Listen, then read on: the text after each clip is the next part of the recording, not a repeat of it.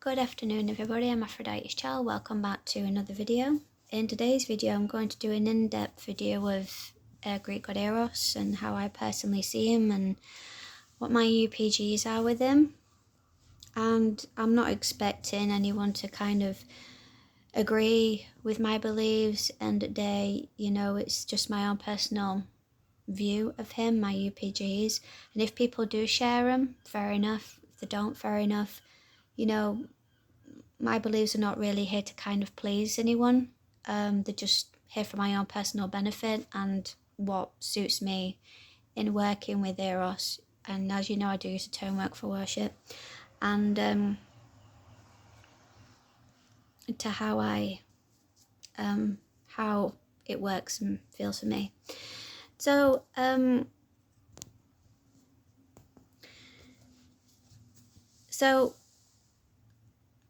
personally with Eros, I do tend to see him as being universal, but it's more like a UPG of mine. There isn't really a universal epithet for him, but originally he was a primordial, like beginning of time, and even before Aphrodite herself, like beginning of creation, like ruler of the universe. And there isn't any kind of universal epithet for him like there is for Aphrodite. And I see so many things with Eros. So he began as a primordial, ruler of the universe, and then went through the reincarnation stage of being the son of Aphrodite. Then went through the rebirth transition of Aphrodite giving birth to him every morning, which is like the sun rising. And I do also associate him with the sun due to one of his epithets, his golden head. And I do also associate him with the lyre, dove wings, angel wings, the bow and arrow, and also an association with the nine muses due to he has an association with Erota, which is the muse of love and erotic poetry.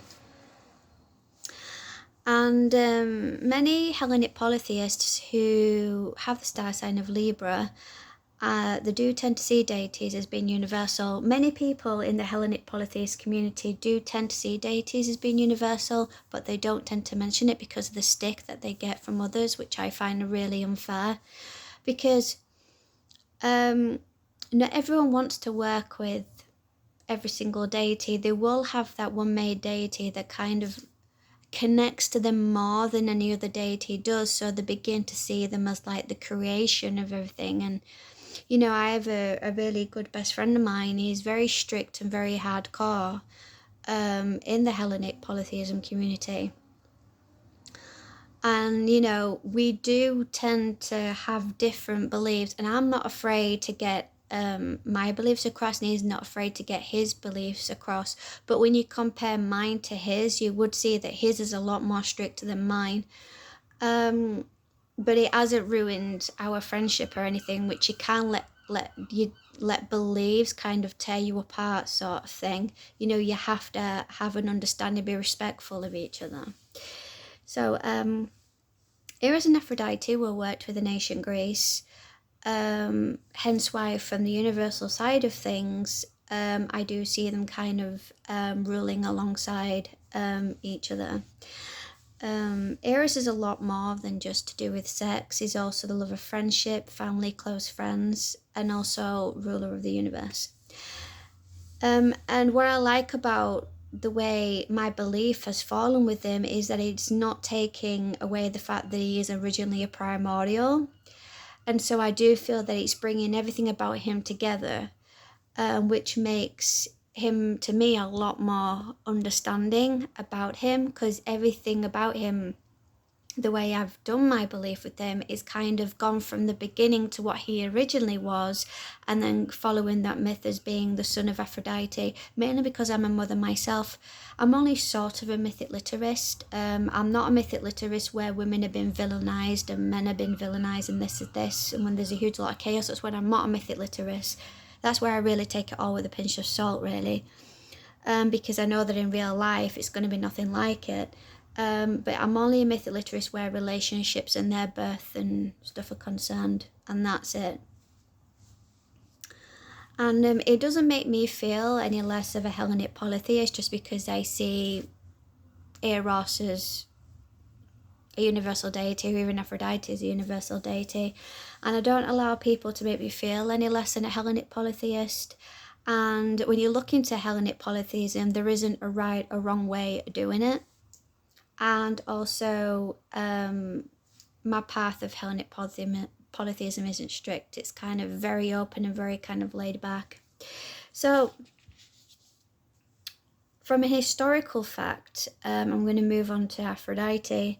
In Pompeii, Aphrodite was worked with as a universal deity by Roman polytheism. In Pompeii, by Roman polytheists. And it didn't make them feel any less of a Roman polytheist. They may have used their epithet, Urania, or the people of people one, but I personally don't use epithets. I see it all as a deity themselves. So that's basically my in-depth video on Eros. I am also thinking of starting up a Facebook group to do with Eros, so if anyone would like to join, I will post as soon as I've made it. Because I'm quite interested to hear about where other people see Eros and view him. I would say that I do have kind of a close connection with Eros, and we are kind of in a god spousing thing, and I have loved Eros for a long time now, for over a year. So the love for him has been genuine, and everything about my path, no matter which other deity that I've gone to, it always kind of goes back to Eros and Aphrodite. It always goes back to them two. But even when I was seeing Aphrodite as being universal, even I was feeling guilty for not putting other deities into consideration.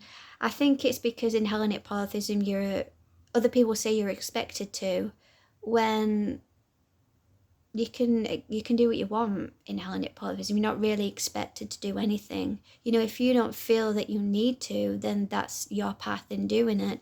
I mean, some people will tend to kind of control you in your own path, but you just don't let them.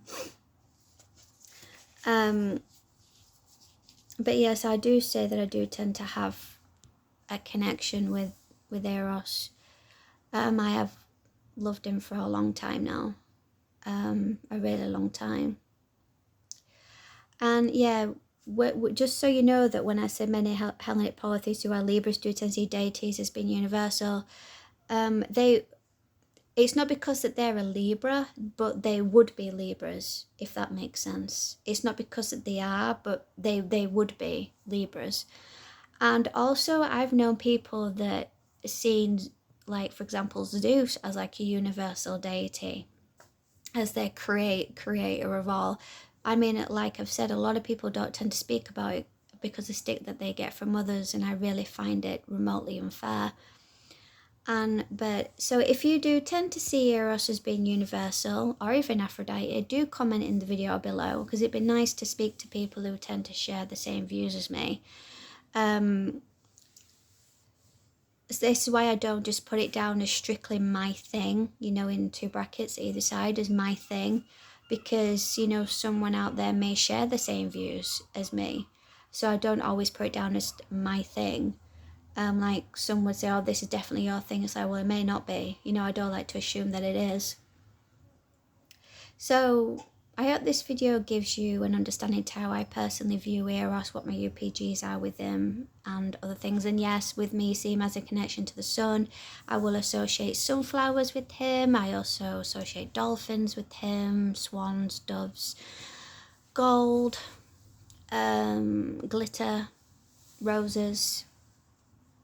You know, so I do associate all that with him. Lemon citrine, lemons, oranges, the sunstone, and also I would associate blue goldstone with him as well, with him being like the universal stage, because I'm not taking away his primordial side. I'm piecing every little a bit about him together and making it one, which just helps me really understand what he's about. Like, I've put everything about him into consideration, not just select bits. So guys, if you do enjoy this video, please give it a like and thumbs up, and I will see you in the next one. Bye.